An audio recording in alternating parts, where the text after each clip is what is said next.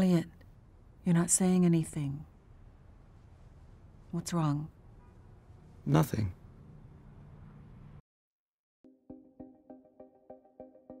Qu'est-ce que le 7e art?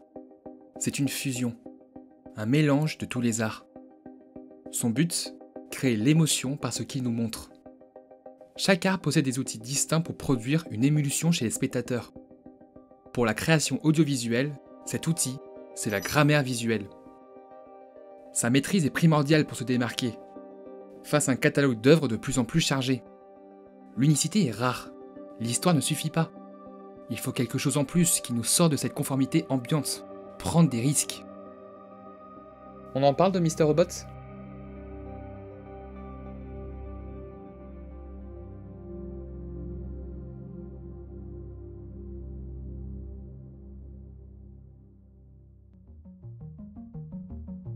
Mr. Robot est une série de 4 saisons créée par Sam Esmail en 2015.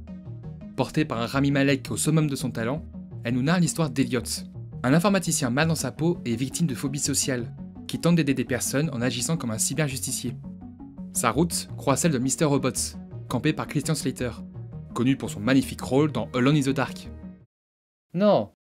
Il propose à Elliot de rejoindre son groupe de hackers F-Society, pour faire tomber la domination du groupe Evil Corp et rétablir l'équilibre dans la société. Meet these demands or we will kill you. Consider yourself warned. Play it again. La série est un carton, tant critique que populaire. Mais par son propos vraiment unique, j'ai l'impression qu'elle s'est faite éclipser par d'autres séries. Et pourtant, The Guardian citait la série de la meilleure des manières. Mr. Robot est l'une des séries les plus excitantes du moment, car elle refuse de jouer selon les règles. Le but d'aujourd'hui, c'est pas de faire une analyse stricto sensu de la série, mais surtout de parler de ce qui fait le charme de ce show et ce qui lui donne toute cette unicité, sa mise en scène. Mr. Robot brille par son esthétique, qui brise nos conventions habituelles. Cette vidéo est donc la première partie d'une série sur Mr. Robot, pour rendre clairement honneur à ce qu'elle m'a procuré. Je ne peux pas résumer son impact en à peine 20 minutes. Je veux d'abord vous donner envie de vous intéresser à cette série, sans trop me focaliser sur l'histoire que nous verrons plus tard. Et après, je suis pas forcément un expert en la matière, j'ai juste un diplôme en réalisation technique. Je vais donc essayer de mettre en pratique, et ce de manière simple, mes connaissances. Mais je détiens pas la vérité. Donc si je dis une bêtise ou que vous voulez rajouter des choses, ça se passe dans les commentaires. Mais retenez juste que Mr. Robot, c'est une rupture. What I wouldn't give to be normal. To live in that bubble. The reality of the naive. Quand on se réfère à la cinématographie d'une œuvre, on peut distinguer cela sous 3 grands départements. Le cadre, la lumière, le montage. Ce qui fait l'unicité de Mr. Robot, c'est le cadre et sa composition. Parmi chacun de ces secteurs, il y a d'autres éléments à prendre en compte, afin d'embellir au mieux ce qu'on veut raconter. Mais la cinématographie est réfléchie, et répond à ce que le créateur veut raconter. L'image est indissociable de la narration. Elle ne sert pas qu'à illustrer, mais à renforcer l'histoire et l'émotion.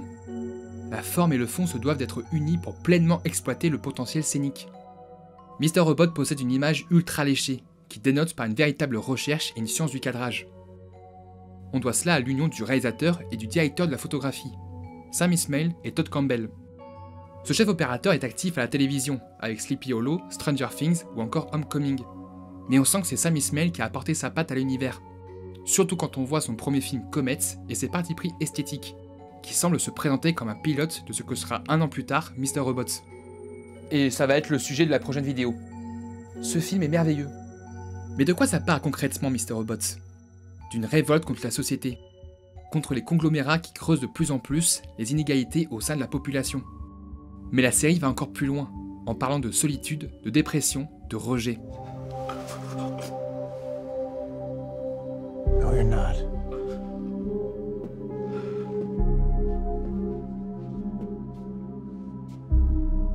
I'm not going anywhere, kiddo. We're in this to the end. En d'autres termes, les personnages ne se sentent pas à leur place et vivent en décalage, acculés par un environnement et une société qui semblent les rejeter. L'image traduit au mieux ces sentiments de mal-être, de culpabilité, de désillusion, qui s'emparent de nos protagonistes. Les influences sont nombreuses pour la série. Des plus fortes comme Martin Scorsese, Stanley Kubrick ou David Fincher, mais également des plus subtiles comme Girls, American Psycho, Darren Aronofsky et bien d'autres encore. Mr. Robots est d'une richesse inouïe, un héritage de toutes ces œuvres qui se sont voulues comme subversives pour au mieux nous parler.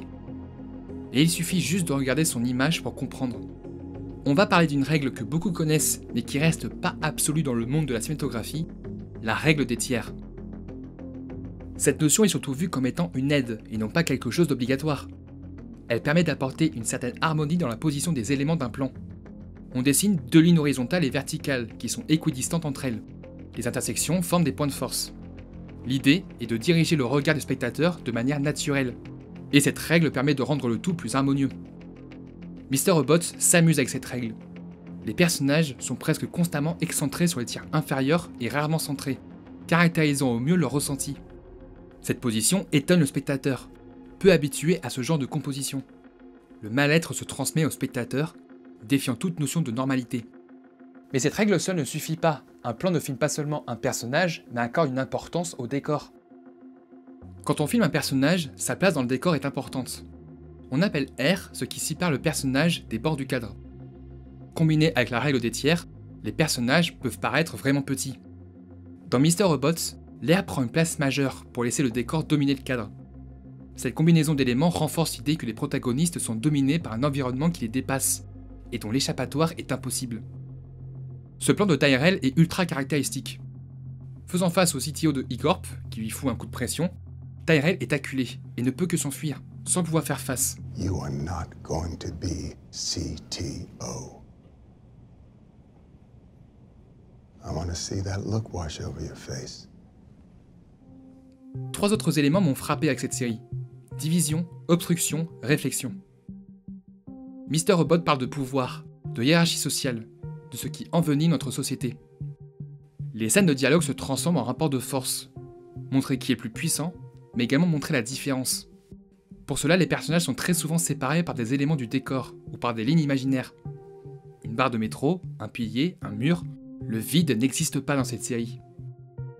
Cette séparation montre un désaccord, qui s'enlève quand les personnages semblent s'unir, mais c'est tellement rare.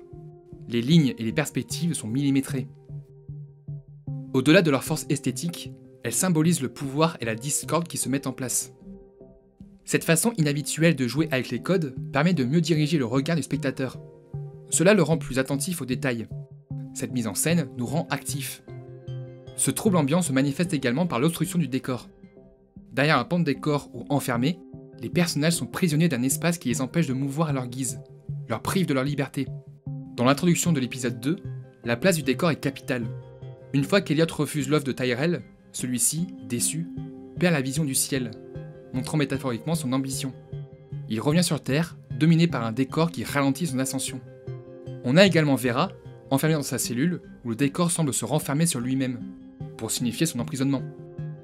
La composition du cadre, couplée par la domination du décor, amplifie ainsi le mal-être ambiant. On transparaît au mieux ce qu'on pourrait ressentir quand on est victime d'une phobie sociale, ou quand tout semble s'écrouler autour de nous. Et puis, quoi de plus symbolique que les reflets, pour symboliser cette phobie? Face à notre reflet, on se sent nous-mêmes, ou complètement différents. Miroir, glace, fenêtre, eau claire, les reflets nous entourent. La réflexion est importante dans Mr. Robots, car dans cette société remplie de faux-semblants, de personnes fausses portant un masque ou changeant radicalement, on ne sait pas à qui faire confiance. Ces reflets dominent le champ et brouillent nos idées. Après là, j'ai juste fait une analyse simple du cadre dans Mr. Robots. Elle a encore tant à offrir. How do we know if we're in control? No, we're not just making the best of what comes at us and that's it. They're trying to constantly pick between two options. Takeshi Kitano a dit qu'un film parfait serait un film où chaque plan pourrait être un tableau exposé. Mr. Robots est parfait. Une lumière ultra léchée, des mouvements de caméra virtuoses, des plans séquences monumentaux, des partis pris qui arrivent à chaque fois à nous surprendre. Sam Esmail vise les sommets et une ambition démesurée sur l'esthétique, pour mieux renforcer l'aspect narratif. Jamais l'immersion n'aura été aussi forte. Un montage calibré à la perfection, une musique qui traduit au mieux la puissance émotionnelle et surtout son histoire et ses personnages. L'écriture de cette série est juste sensationnelle, sans aucune fausse note. Sam Esmail nous offre une œuvre totalement maîtrisée, qui mérite qu'on lui accorde une chance. Car on le sait tous, Mr. Robot, c'est bien plus que ça. Elle dépasse nos idéaux, nos convictions. Son portrait de la société n'a jamais été aussi pertinent. Ses personnages n'ont jamais été aussi humains, aussi empathiques. Mr. Robot est la série qui parle le mieux de notre vie, qui met au goût du jour nos vices les plus profonds, mais qui donne les clés pour évoluer. Son propos peut paraître nihiliste et dépressif, mais au bout du tunnel, au bout de la souffrance, l'espoir nous tend les bras. I want a way out of loneliness. C'est vrai que son propos et son esthétique ont pu en rebuter plus d'un, car Mr. Robot brise les codes et s'amuse avec. La dernière saison de Mr. Robot a été ignorée par de nombreuses cérémonies. Peut-être qu'elle dérange, parce qu'elle expose la vérité. Jamais une série n'aura été aussi belle, aussi maîtrisée, aussi puissante. Bientôt, je lui rendrai hommage pour tout ce qu'elle m'a fait ressentir, pour ce qu'elle m'a partagé. Mr. Robot m'a profondément marqué. Vous devez regarder cette série pour comprendre l'étendue de sa force. Et n'oublie pas l'ami, aime les œuvres que tu aimes.